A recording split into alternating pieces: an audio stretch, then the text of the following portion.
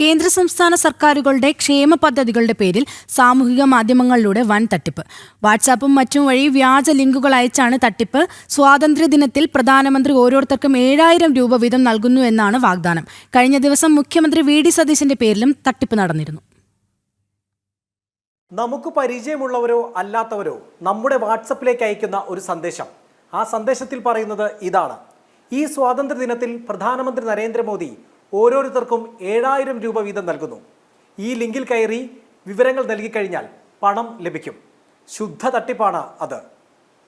ലിങ്കിൽ കയറിയാൽ അശോകസ്തംഭം അടക്കമുള്ള സർക്കാരിന്റെ ഔദ്യോഗിക മുദ്രകളും പ്രധാനമന്ത്രി നരേന്ദ്രമോദിയുടെ ചിത്രവും കാണാം. പേരും ഫോൺ നമ്പറും നൽകിക്കഴിഞ്ഞാൽ അടുത്ത പേജിലേക്ക് പോവുകയായി. അവിടെ ചോദിക്കുന്നത് ബാങ്ക് അക്കൗണ്ടും ഫോൺ നമ്പറുമാണ്. അതേ എന്ന് ഉത്തരം നൽകിക്കഴിഞ്ഞാൽ പണം എന്തിനുപയോഗിക്കാനാണ് എന്നായി ചോദ്യം. സർക്കാർ പദ്ധതി എന്ന് വിശ്വസിപ്പിക്കാനാണ് ഇത്തരം ചോദ്യങ്ങൾ. മൂന്നാമത്തെ ചോദ്യം വയസ്സ് രേഖപ്പെടുത്താനാണ്. തുടർന്ന് 7,000 രൂപയുടെ ആനുകൂല്യത്തിന് നമ്മൾ അർഹരായതായി അഭിനന്ദനവുമെത്തും. അടുത്തതാണ് രസകരം. ഈ മെസ്സേജ് 15 പേർക്കോ 5 ഗ്രൂപ്പുകളിലേക്കോ അയച്ചു കൊടുക്കാനാണ്. അവ പൂർത്തിയാക്കിയാൽ ഐഫോൺ, ഐപാഡ് എന്നിവ ലഭിക്കാൻ നമ്മൾ അർഹരായതായും സന്ദേശമെത്തും.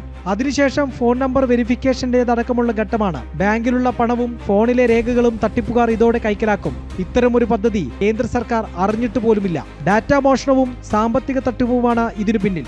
ആളുകളുടെ വിശ്വാസ്യത നേടാൻ പണം കിട്ടിയെന്ന തരത്തിൽ പലരുടെയും കമന്റുകൾ കൃത്രിമമായി ഉണ്ടാക്കിയതായും ഈ പേജുകളിൽ കാണാം. സമാനമായി മുഖ്യമന്ത്രി വി ഡി സതീശന്റെ പേര് പറഞ്ഞ് സൈബർ തട്ടിപ്പ് നടത്തിയ പരാതിയിൽ ആലുവ സൈബർ പോലീസ് കഴിഞ്ഞ ദിവസമാണ് കേസെടുത്തത്. വി ഡി സതീശൻ നടപ്പാക്കുന്ന ധൻധൻ ഇൻഷുറൻസ് പദ്ധതിയുണ്ടെന്ന് പറഞ്ഞായിരുന്നു തട്ടിപ്പ്. കേന്ദ്ര പദ്ധതികൾ യാഥാർത്ഥ്യമാണോ എന്ന് പരിശോധിക്കാൻ PIB ഫാക്ട് ചെക്ക് ഉപയോഗിക്കാം. വാട്സാപ്പിലും മെയിൽ വഴിയും ഇത്തരം തട്ടിപ്പ് സന്ദേശങ്ങൾ ശ്രദ്ധയിൽപ്പെടുത്താം.